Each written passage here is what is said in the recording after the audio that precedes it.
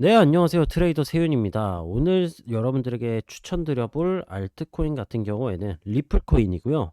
이 리플 코인 같은 경우 장기적인 관점으로서 진입을 하게 된다면은 어떤 관점에서 진입을 해야 될지, 그다음에 단기적인 관점으로 접근을 하게 된다면 어느 구간에서 어느 구간을 목표가 부근으로 설정을 해줄지 설명을 드려 볼 테니 오늘 영상 꼭 끝까지 시청해 주시면 감사하겠습니다.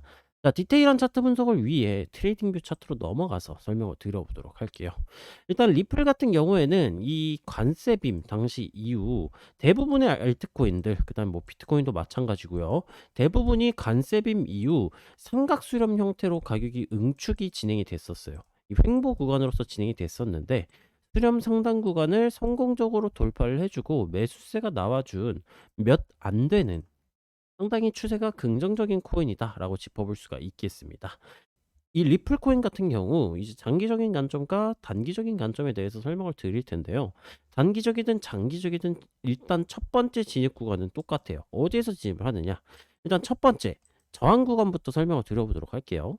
이 리플 같은 경우에는 저항선 구간이 두 가지 정도가 존재를 합니다. 첫 번째는 일본 기준 62동 평균선 기준선, 그 다음에 보라색 선이 만나는 1차 저항 구간. 가격대로 따져보게 된다면 약 3,990원에서부터 4,050원 정도 구간까지 1차 저항 구간이라고 잡아볼 수가 있겠고요. 두 번째 구간 같은 경우에는 이 하락 추세선의 상단 구간이에요. 어느 시기에 도달을 할지에 따라서 도달 가격의 저항 구간 도달 시 저항 구간의 가격대는 달라진다라고 봐주시면 되겠으나 4,100원 중반대 가격이라고 봐주시면 되겠고요. 일단 1차 저항선과 2차 저항선 구간이 존재한다 라고 생각을 해주시고 시청해 주시면 되겠습니다. 자, 진입 구간, 단기적인 관점, 장기적인 관점의 진입 가격은 동일하다라고 설명을 드렸습니다. 어느 구간에서 진입을 해야 되느냐? 일단 리플 같은 경우 일본 기준 보조 지표의 상승 시그널이 아직까지 진행이 되고 있는 모습이에요.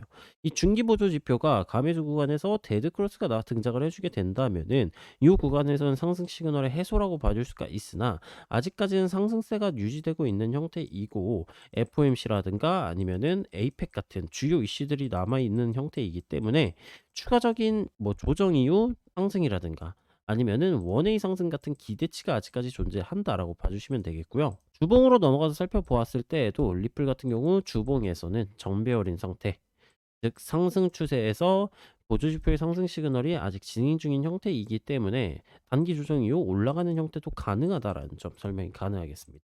자, 진입 포인트에 대해서 짚어보도록 할게요. 현재 4시간봉으로 넘어가서 보게 된다면 파란색 22동 평균선, 검정색 242동 평균선, 주황색 62동 평균선, 보라색 122동 평균선, 역배열에서 상승 추세로, 즉 정배열로 추세가 전환되고 있구나라는 점을 알아볼 수가 있겠고요.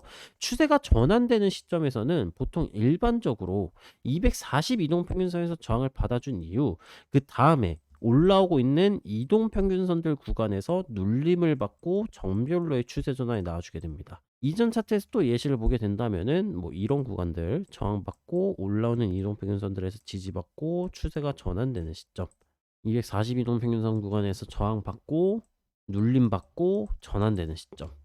자, 이런 식으로 올바르게 전환이 되어 준다라고 보게 된다면은 조정 이후 저항 이후 조정이 나와주고 이 골든 크로스 나는 밑에 있는 이동 평균선 구간들에서 반등이 나와줘요. 따라서 이 구간이 단기적인 관점이든 장기적인 관점이든 일단 1차 매집을 하기에는 적당한 구간이다라고 짚어볼 수가 있겠고요.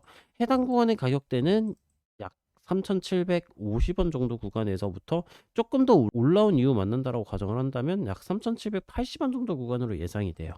따라서 단기적인 관점, 장기적인 관점이신 분들 여기에서 1차 매수를 진행을 해보기에도 나쁘지 않은 구간이다라고 짚어볼 수가 있겠습니다. 자, 단기적인 관점이신 분들께서는 해당 구간에서 진입 이후 1차적인 목표가 구간을 어디에다 설정을 하느냐?